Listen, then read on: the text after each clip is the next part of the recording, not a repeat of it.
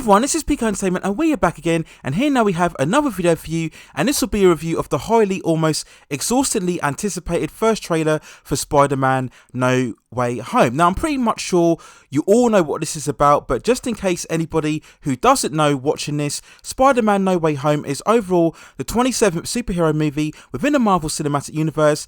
It is the third of the Spider-Man films jointly produced by Marvel Studios and Sony Pictures, following Spider-Man Homecoming in 2017 and Spider-Man Far From Home in 2019. It has actor Tom Holland reprising his role as Spider-Man, having made previous appearances also in Captain America Civil War in 2016, Avengers Infinity War in 2018 and Avengers Endgame in 2019. Now, as currently standing, this film is due for release in cinemas only on December the 17th. It will be the fourth MCU movie this year within their Phase 4, following Black Widow, which was released earlier on in July, Shang-Chi Legend of the Ten Rings, which will be released on September the 3rd, and Eternals, which will be released on November the 22nd.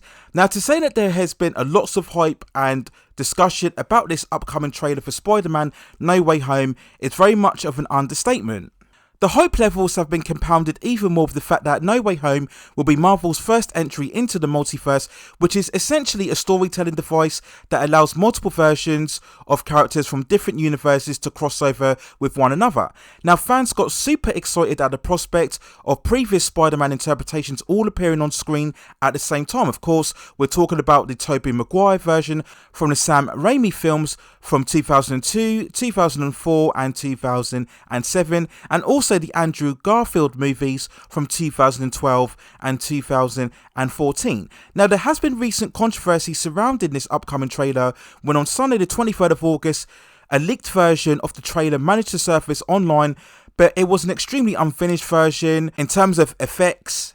The majority of it was shot behind green screen and white backgrounds, and it was shot on a mobile phone with muffled audio, and it really wasn't worth talking about, and that's why I didn't do a video on it. So after all of that backstory, we get to the trailer itself, and overall after watching it, I thought it was okay to being quite good. It wasn't mind-blowing, it wasn't definitely a justification of all the months of hype and discussion, particularly that we've seen from social media, but it did raise a lot of interesting questions, and to be honest, gave me a few issues with certain characters and what they did throughout this overall trailer. So I'll give a breakdown now. So beware, of course, that there will likely be spoilers for a lot of the MCU movies, in particularly the Spider-Man films and also the Avengers ones as well. So just beware of that going into this overall breakdown.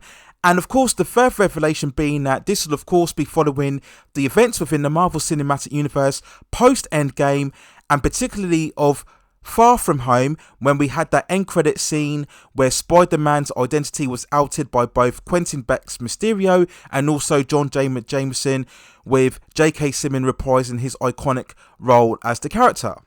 So on to this trailer, and the first thing we have is that we see Peter and MJ on a rooftop basically talking about a newspaper report about the revelation that Peter Parker has been outed as his Spider-Man identity, basically just making jokes about how Peter is being perceived within the media, and of course he just wants to stay away from it all on a rooftop with Mary J. We then later on seeing Peter being arrested and interrogated. Now, I did question, why would they arrest him? How would they have been able to catch him, right? Because of his spider abilities, you'd thought he'd be able to get away from everybody. Or does he hand himself into the police?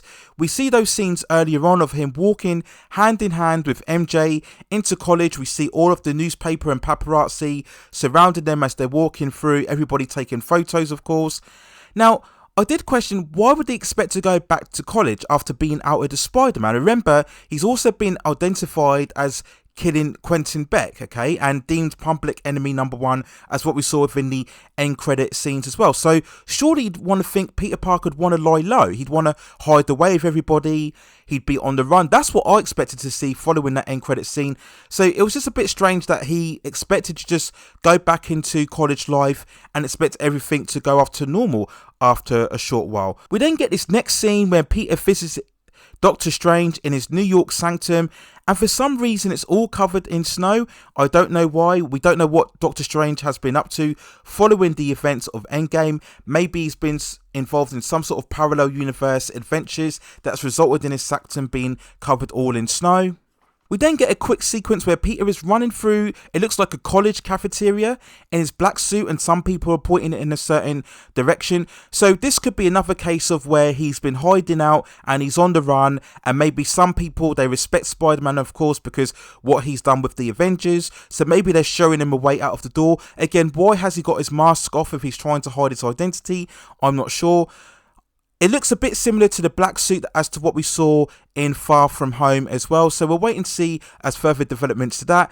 We get another scene where Peter goes to Doctor Strange and he tells him how his life has been turned upside down following his identity reveal. And essentially he asks Doctor Strange to reverse that event from happening. Now this was probably the biggest problem for me throughout this whole trailer, because Doctor Strange wouldn't do this. He wouldn't just reverse time at Peter's say-so, regardless of whether his life has been upset at his identity reveal. Doctor Strange would only really reverse time if it was an absolute necessary last gasp effort to save the universe, right? And considering everything that everybody's gone through post-Endgame events, you'd really think that would be the absolute last resort that Doctor Strange would turn to, because of course there are huge ramifications anytime you reverse time.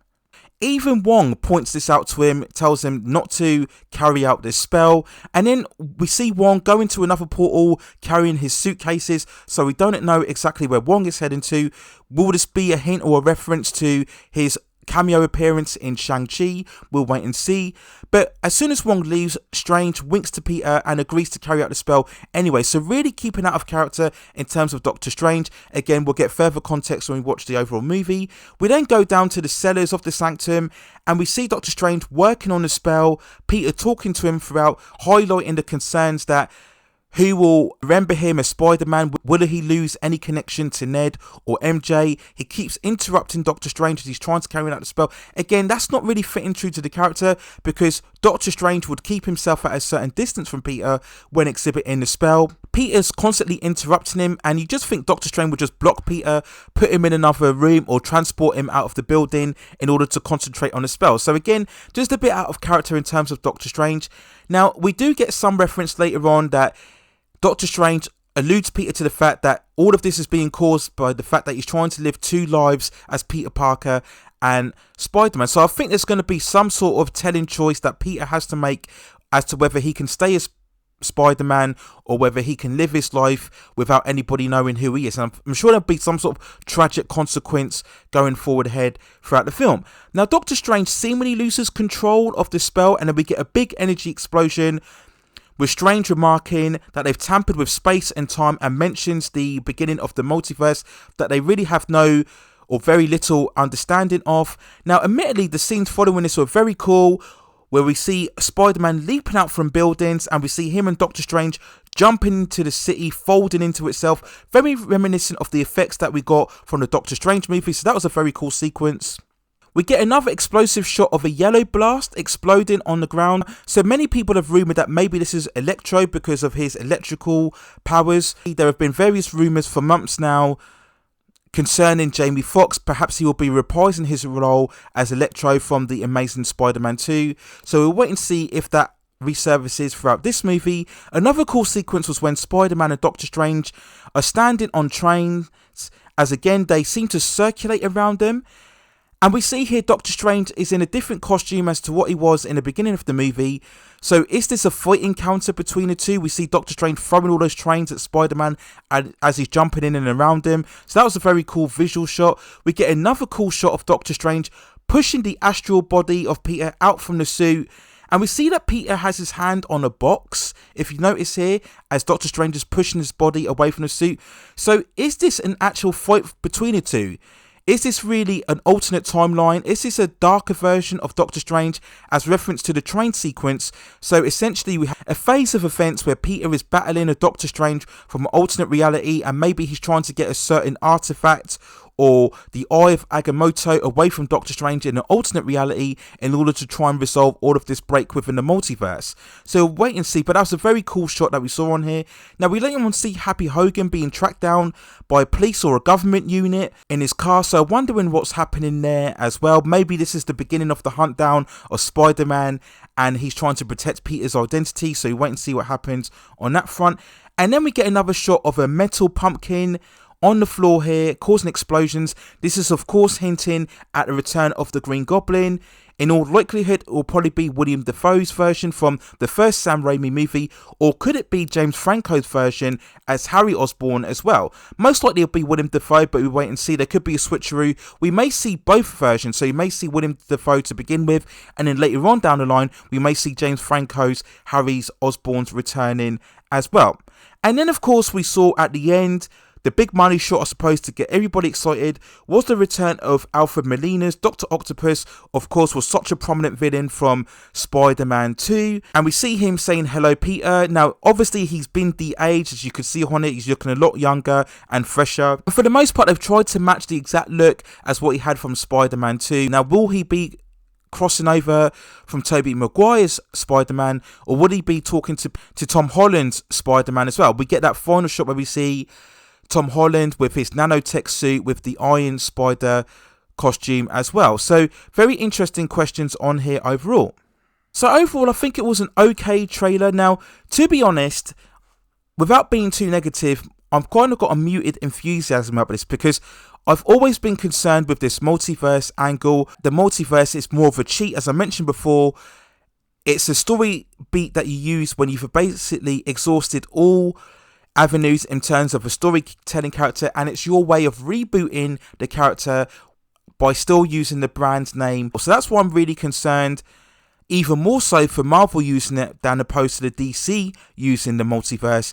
And to be honest, I really feel the whole multiverse is more of a way to accommodate both Marvel and Sony being able to use the character of Spider-Man more freely in their own respective universe. We of course know that they've been in this sharing joint venture of the character for a number of years now. Primarily this is because Sony was struggling with the characters, so Marvel bailed them out in some sort of sense by sharing the character. This of course bolstered the MCU because it allowed us to have Spider-Man interacting with the likes of Iron Man, Captain America and Thor and all the other characters within the MCU as well. So there has been, recent divisions between the group when Marvel wanted more creative control and Sony rejected that, but they've come to an understanding as well. We do of course know that Sony have begun to start their own Sony Spider-Man verse. This was prompted by the huge success of the solo Venom movie from 2018, and that really gave Sony enough confidence to believe that they could take the character back and begin their own Spider-Man verse, having him crossing over with all of these classic villains. We of course know that there's a Morbius movie, I think that's been rescheduled to next year now being released, and there was a trailer earlier on released this year. Aaron Ayla Johnson has been cast as Kraven the Hunter in his own movie as well. So that's initially the plan for Sony. They want to start their own universe with Spider-Man at the forefront. And of course we know Venom will be returning in a sequel, Let There Be Carnage as well. But of course Marvel, having lost all the majority of the OG characters from the Avengers, Iron Man, Captain America, we assume Thor will be making his last appearance in Love and Thunder. Scarlett Johansson, with all her issues, definitely isn't coming back as Black Widow. We all assume that now. And we assume Jeremy Renner will be making his last appearance as Hawkeye in the Disney Plus series, and then eventually be replaced by Harley Steinfeld's Kate Bishop. So at this point in time, Marvel really needs a Spider-Man character in order to bolster and reinvigorate their universe going ahead for phase 4. So I ultimately believe what will happen is that at the end of this movie, there'll be an ultimate choice, as I mentioned before, where Peter Parker will choose to have an alternate reality where essentially nobody knows him as Spider-Man, but as a result he'll lose all connections with Ned and MJ, Happy Hogan, and then that will be the gateway where he can have this alternate universe within Sony, and then that's when we'll see the likes of Venom and Kraven and Morbius joining that universe, and then there'll be some other big universal event which will see the inception of Miles Morales, and that will be the version that the MCU uses, and this will of course be in keeping with their diversity initiative, where we've seen the likes of Sam Wilson be introduced as the new Captain America. We're going to see the introduction of Riri Williams as Ironheart, basically taking over the role as Iron Man. We assume of course that Shuki will be the new Black Panther for the sequel Black Panther Wakanda Forever. We know that Jane Foster will be making an appearance in Love and Thunder as the female Thor. And of course we've got the first Asian superhero in Shang-Chi, Legends of the Ten Rings, and Eternals will of course feature a lot of the LGBTQ representation as well. So that's what I think this is overall is, this multiverse angle. Now, will it work in terms of the overall movie? Will the story make sense? Or will it be just a huge wave of fan service and member berries? We will wait and see. I just hope it doesn't be a mess, but we will wait and see what happens in the long run. But those are my overall thoughts and feelings on the first trailer for Spider-Man No Way Home. Let me know what you think in the comments below. Are you very excited for this, or does it raise a lot of concerns for you regarding the MCU and the multiverse? Do you think this will end up messing the whole continuity that they've managed to build for the last 10 years? Or do you think it will very much be successful and open a lot of doors? How will it relate to Loki as well? Because remember, at the end of that series, that's where we saw the real birth and inception of the multiverse, following the actions of Loki and Sylvie as well. So how will it all tie together? Will it work, or will it end up being a mess? I'm not so sure, but let me know what you think in the comments as well. Please also hit and like those subscription and notification buttons so I can provide you with more high quality content like this in the future. But that's it for now. Take care of yourselves, stay at safe distances, and I will see you very, very soon.